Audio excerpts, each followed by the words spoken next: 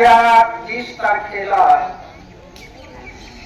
आबासाहेबांचं 5वं पुण्यस्मरण आणि उद्याच्या 10 तारखेला त्यांची 99वी जयंती या निमित्त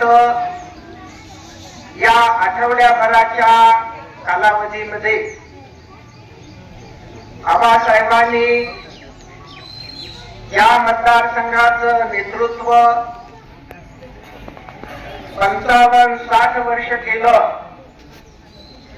ते आबासाहेब आपल्यातून कायमस्वरूपी निघून जाऊन 5 वर्ष पूर्ण झालेली आहे.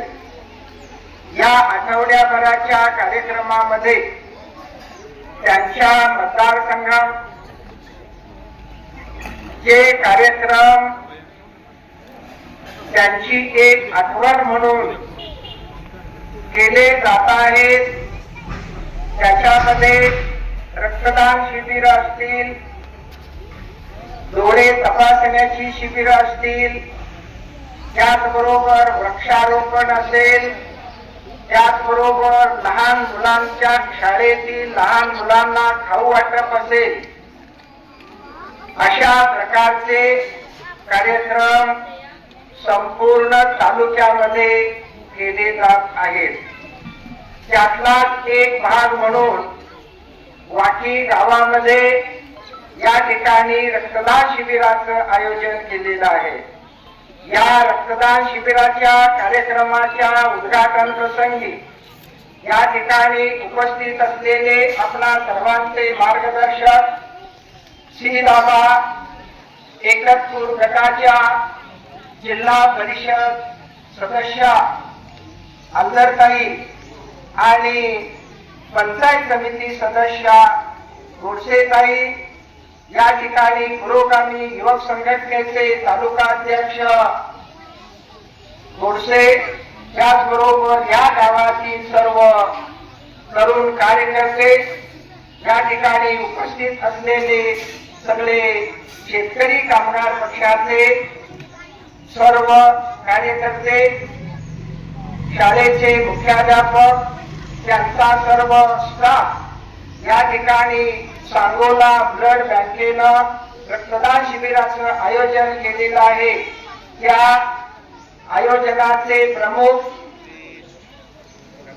संजय सरक आणि त्यांचा सर्व स्टाफ, इथं उपस्थित असलेले सगळे विद्यार्थी ज्यांना शैक्षणिक साहित्याचं वाटप आता केलं ते सर्व विद्यार्थी बंधूंनो आणि भगिनींनो, आताच उल्लेख केल्याप्रमाणे सांगोला विधानसभा मतदारसंघाचं नेतृत्व गोरगरीब जनता, दीनदयाल अशा पद्धतीच्या लोकांचं नेतृत्व या ठिकाणी आबासाहेबांनी विधानसभेमध्ये 50-60 वर्ष केलं.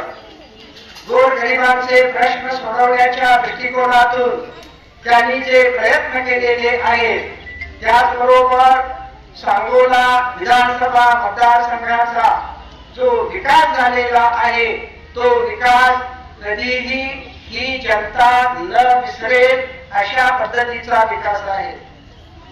जीवनमान ज्यावरती अवलंबून आहे त्या जीवनमानाला आवश्यक असणारा भाग म्हणून त्या ठिकाणी कृष्णा नदीचं पाणी सांगोला तालुक्यातल्या प्रत्येक शेतकऱ्याच्या शेतामध्ये आणि भीमा नदीचं पाणी या ठिकाणी त्यांच्या माध्यमातून शेतकरी कामगार पक्षाच्या माध्यमातून आबासाहेबांनी प्रत्येक मतदाराच्या, प्रत्येक कुटुंबाच्या दारात चंद्रभागेचं पाणी पिण्यासाठी आणून सोडलेलं आहे. आबासाहेब नेहमी म्हणायचे, कुणाला या कामाचं श्रेय घ्यायचं असेल ते घेऊ द्या, परंतु आपण केलेली जी कामं आहेत ती तात्पुरत्या स्वरूपाची नाही, तर ती जीवनभर त्या ठिकाणी मानवी जीवनाला अनेक पिढ्या आठवणीत राहील अशा पद्धतीची कामं झालेली आहेत. सांगोला तालुक्याचा विकास हा त्या ठिकाणी विधानसभेमध्ये ज्या वेळेला आबासाहेब भाषणाला उठायचे त्यावेळेला सगळं त्या ठिकाणचं सभागृह गणाळून सोडायचं.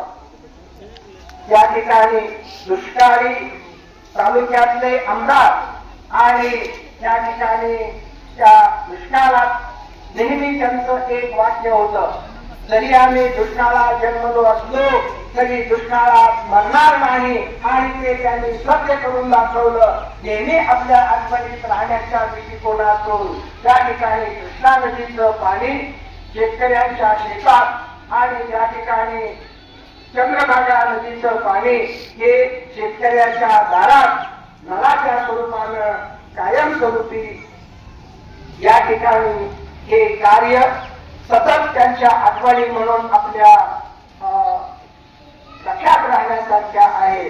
गोरगरीब जनतेचे प्रश्न या ठिकाणी या मतदारसंघात आबासाहेबांच्या नंतर त्यांचे नातू डॉक्टर बाबासाहेब देशमुख हे शेतकरी कामगार पक्षाचं प्रतिनिधित्व करत असताना गोरगरिबांचे प्रश्न विधानसभेत मांडून सोडवण्याचा ते नेहमी प्रयत्न करतात.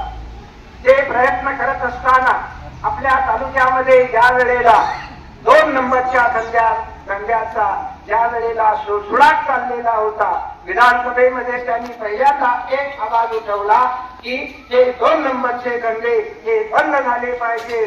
काही कालावधीसाठी ते आपल्या तालुक्यातले 2 नंबरचे दंडे हे बंद झाले सुद्धा, परंतु पूर्ववत त्याला गती देण्याच्या दृष्टीनं काही समाजकंटक त्या ठिकाणी काम करत असतात. त्यांनाही अटकाव करण्याचं काम त्या ठिकाणी सांगोल्यातल्या शेतकरी कामगार पक्षाच्या कार्यकर्त्यांनी केलं पाहिजे, अशी या ठिकाणी मी आपणा सर्वांना विनंती करतो.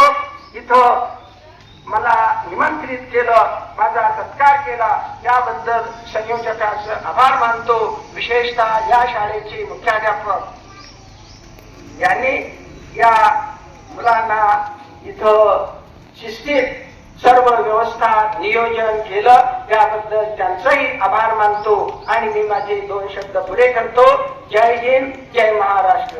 शेतकरी कामगार पक्षाचा मोठ्याने म्हणा, शेतकरी कामगार पक्षाचा